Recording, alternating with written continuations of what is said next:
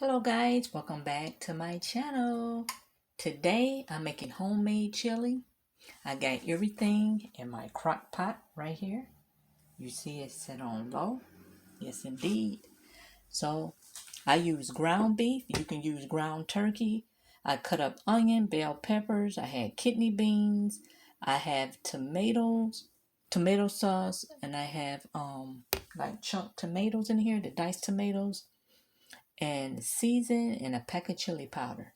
So you guys, that's what's going to be for dinner today. I just put this all together and I thank you for watching. And let's not forget,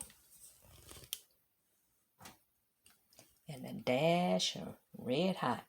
I put a couple of dashes of that in there, you guys.